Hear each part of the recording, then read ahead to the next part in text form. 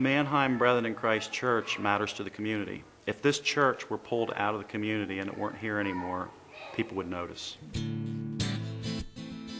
Is he filming this? Sure. Oh. Don't worry. What's it like to be a fruit? That's the first time I was asked that question. We, about 10 years ago, figured out that we can't be a church to everybody. So we got to figure out who we can reach and meet based upon really who we are, our gift mix. Each person comes with different gifts and perspectives and experiences and passions, and that changes us. It makes us a different congregation than who we were before they got here. I could either sell drugs in Philly or start a new life, and I decided to start a new life out here. Person after person that we came upon, we were like, oh my gosh, they go to this church. Hi, how are you? And then we walk in and there's Ryan up front, who Ben went to high school with, and we knew him, and it was just really weird. Everywhere we looked, it was like we felt like we were at home almost. We try to reflect the diversity of our congregation in our week-to-week worship gatherings. Some more formal, some more quiet, some very, very loud and loose. And I'll be the first one to tell you on tape, hey, it's too loud, guys. Jack it down a notch or two. And I've told that to Ryan, and but that's not the big important thing for me.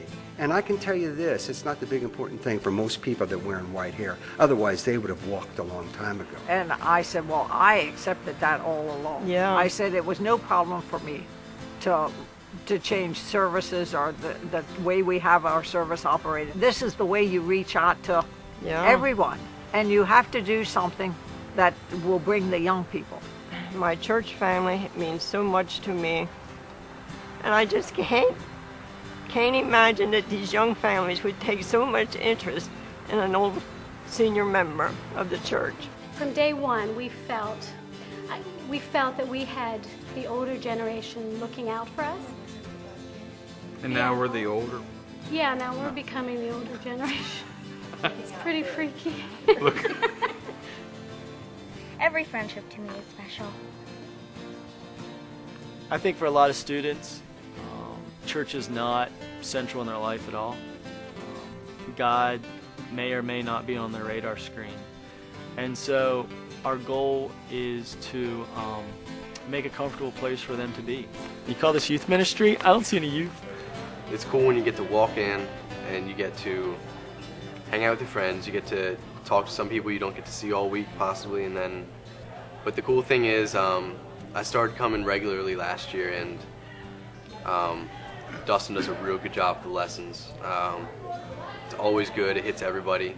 I don't know what percentage of the youth group actually attends the church regularly, but there's a lot of people here who, some people don't go to church that come here and stuff, and so it's a real cool outreach. Last March, Emily was baptized, and she emailed me and invited me to that baptism. And when I walked in, it was just so great to see all the middle schoolers that I knew getting baptized and all my former students in the high school. And I know that the ministry here in the cafeteria every week is a big part of why those kids are coming to the Lord and, making that decision and are being baptized.